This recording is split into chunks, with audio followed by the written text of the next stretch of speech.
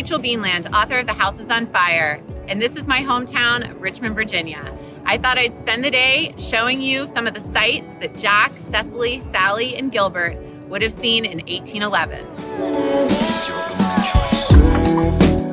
We're going to begin our tour at the site of the Richmond Theater, which sat at the corner of 14th and Broad Street in Richmond, Virginia. Today, Monumental Church sits at that location. Monumental Church was designed by Robert Mills and was built as a monument to the 72 people who had died in the fire. After the theater burned, the city's residents came together to fundraise for the construction of a monument to the victims.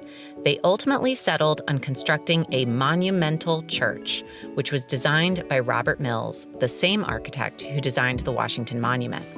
The church was consecrated in 1814 and operated as an Episcopal church for 150 years. But today, it's owned by Historic Richmond, a nonprofit dedicated to preserving the city's historic buildings, neighborhoods, and places.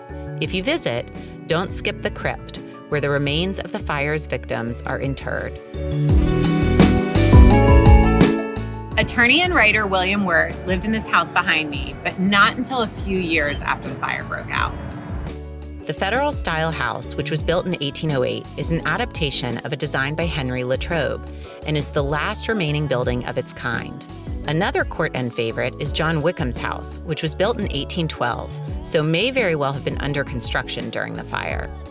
Today, it houses the Valentine Museum, an organization dedicated to collecting, preserving, and interpreting Richmond stories.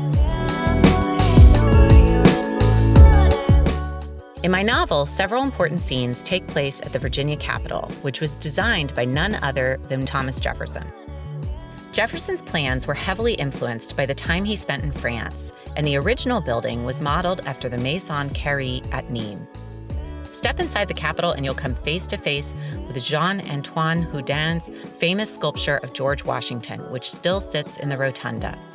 From there, take a peek at the Hall of Delegates, which had to be rebuilt in 1870 after the floor of a second-story courtroom collapsed, sending several hundred people directly into the chamber. At the crest of Church Hill sits St. John's Church, which astute readers will recognize as Henrico Parish Church. This 280-plus-year-old building was the site of the Second Virginia Convention, where in 1775, Patrick Henry famously argued for revolution. "Give me liberty or give me death," he said to a packed house of patriots that included George Washington, Thomas Jefferson, and Peyton Randolph. We're at the Edgar Allan Poe Museum, which is dedicated to educating people about the life of Edgar Allan Poe, who lived in Richmond for most of his childhood and actually returned as an adult.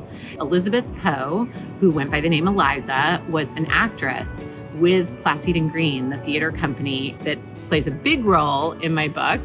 She died a few weeks before the fire took place, so she doesn't actually appear in the novel, but she's referenced several times.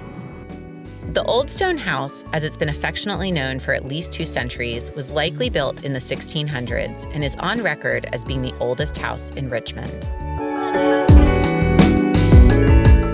In the novel, Sally finds Tom at his father's house, which was located on I Street, long since renamed Marshall Street for its most famous resident.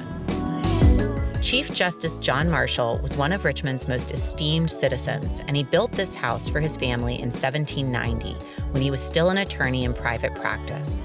In 1801, President John Adams nominated Marshall to the Supreme Court, but the Chief Justice never gave up his home, choosing instead to travel back and forth between Washington, D.C. and Richmond. Today, you can take tours of the house, which has been preserved thanks to the ongoing work of Preservation Virginia. Cecily's story was fictionalized, but the Wilton House, which sits on the banks of the James River in Richmond's Windsor Farms neighborhood, inspired the Price family home. This Georgian home was built in 1753 for William Randolph III, and like the Price House, relied on an entire community of enslaved people to keep it running. In fact, at one time, it was home to the largest population of enslaved individuals in Henrico County.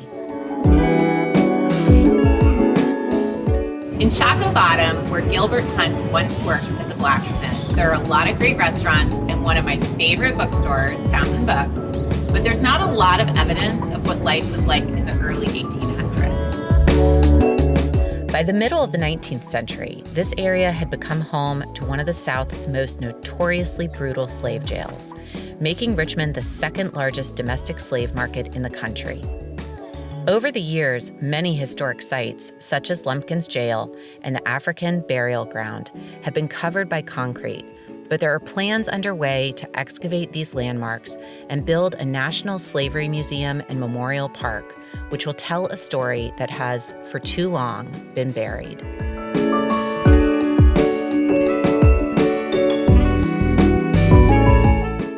Some things never change. Behind me is the James River, which still runs through the city of Richmond, same as it always has. Thank you so much for coming on this tour of my hometown, and thank you even more for reading The House is on Fire.